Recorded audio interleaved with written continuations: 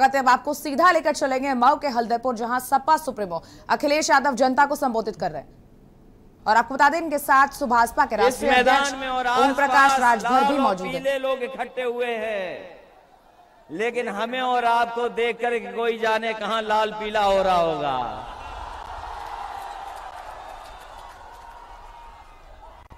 और इस बात को हमारे आदरणीय ओम प्रकाश राजभर जी अच्छा जानते होंगे। जब पीला और लाल एक हो गया तो दिल्ली और लखनऊ में लाल पीला कौन हो रहा है?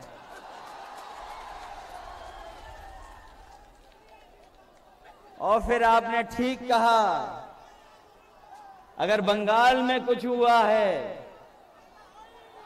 अगर बंगाल में कुछ हुआ है तो ठीक कहा है आपके अध्यक्ष जी ने कि अगर बंगाल में कुछ हुआ है तो यहाँ के लोग भी और पूर्वांचल के लोग भी खदेड़ा कर करके दिखाएंगे। यहाँ भी खदेड़ा होगा कि नहीं होगा? और मैंने लखनऊ में कहा था, मैंने लखनऊ में कहा कि जिस दरवाजे से भारतीय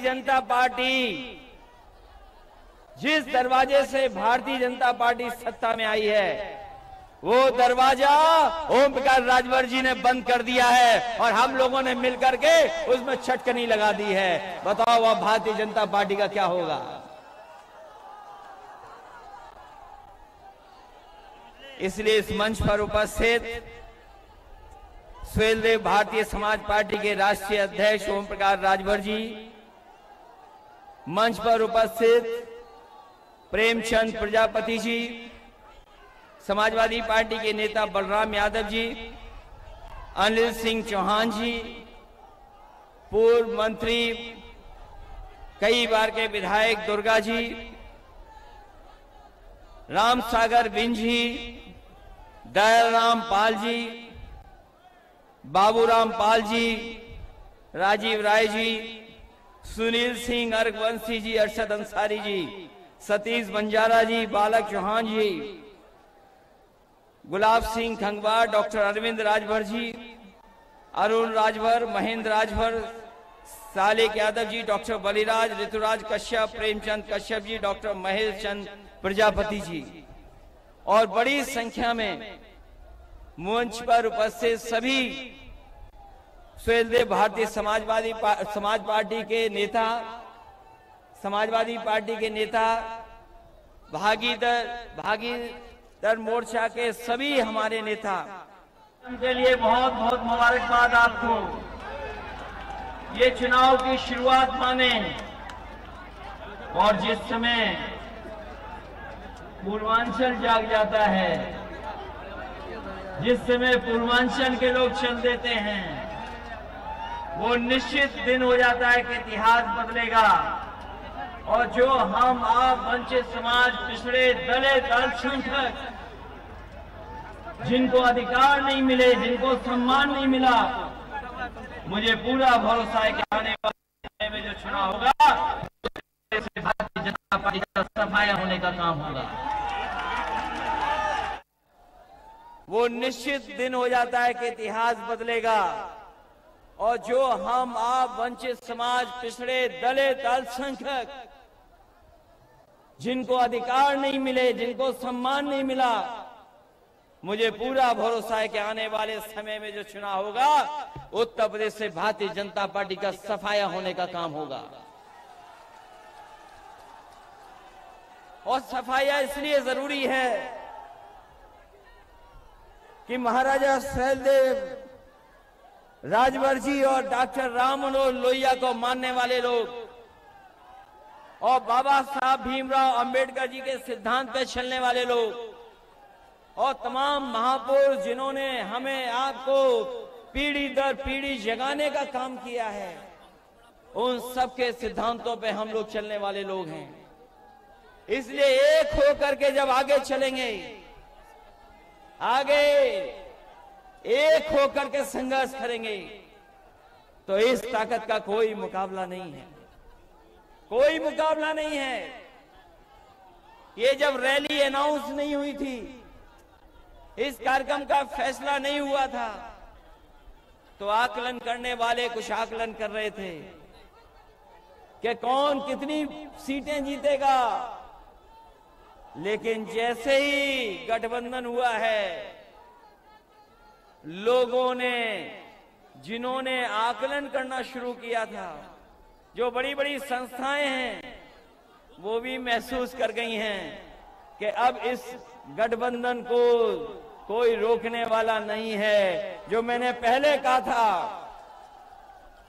पहले भी कहा मैंने और फिर कहता हूं इस मैदान में, और इस भरोसे के साथ कह रहा हूं कि जब पीले लोग, पीले सुहेलदेव राज पार्टी के लोग, समाज पार्टी के लोग और समाजवादी पार्टी के लोग जब एक हो गए हैं, तो हो सकता है कि जनता 400 सीटें भी जिता दे।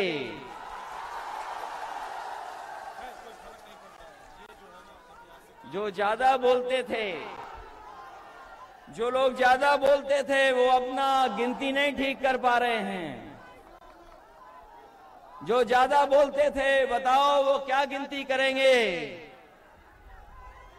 इसलिए ये आपका भविष्य बनाने का चुनाव है, आपके भविष्य का चुनाव है। जो खोया हुआ सम्मान, उस सम्मान को पाने का चुनाव है। जो आपने सम्मान खोया है, उस सम्मान को पाने का चुनाव है। बताओ, एक होकर के सफाया होगा भारतीय जनता पार्टी का? नहीं होगा।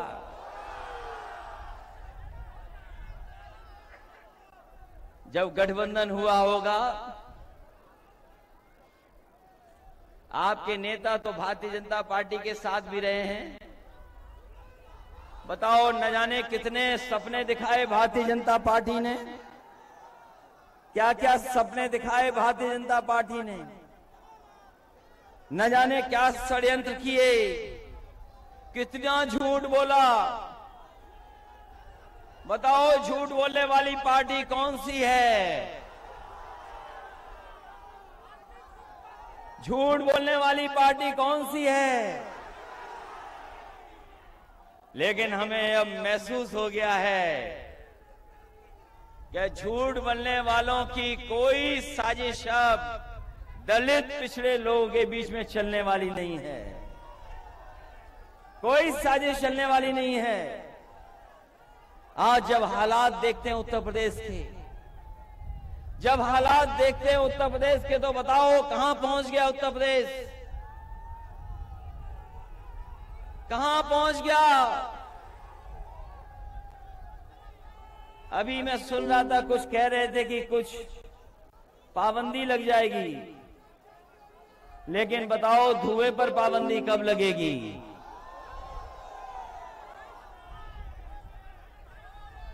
किसी पे पाबंदी लगाने की बात कह रहे थे, लेकिन धुआं भी है, उस पर भी पाबंदी लगनी है। जो धुएं में रहते हैं वो बताओ क्या समझेंगे गरीबी को? क्या सपना दिखाया कि चप्पल पहनने वाला हवाई जहाज में चलेगा? यही सपना दिखाया था। और आज जब महंगाई देखोगे तो बताओ, चप्पल पहनने वाले की मोटरसाइकिल भी खड़ी हो गई है। जिन लोगों ने सपना दिखाया कि चप्पल पहनने वाले लोग हवाई जहाज में जाएंगे, आज पेट्रोल की कीमत क्या है? आज उनकी मोटरसाइकिल खड़ी हो गई। और अगर मोटरसाइकिल लेकर निकलते भी होंगे तो हो सकता है कि कुछ लोग ऐसे खड़े जो चालान के बाद चालान दे देते हैं। क्या हालत कर दी उत्तर प्रदेश की? क्या याद नहीं है आपको, जिस समय लॉकडाउन लगा था? लॉकडाउन लगा, याद हो आपको? लोगों को अपने सहारे पे छोड़ दिया, जो जहां था वैसे ही छोड़ दिया। कोई इंतजाम नहीं किया गरीबों का, और गरीबों को छोड़ दिया कि जाओ अपने घर पहुंच जाओ। जो गरीब थे अपना सामान लेकर के, अपनी पोटली लेकर के, जो कुछ कमाया हुआ था सब कुछ लेकर के, कोई महाराष्ट्र से चल दिया, कोई गुजरात से चल दिया, कोई देश के दूसरे हिस्से से था, वो अपने गांव पहुंच गया, लेकिन इस सरकार ने कोई उनकी सुध नहीं ली, कोई मदद नहीं। और अभी आपने सुना सपा सुप्रीमो अखिलेश यादव को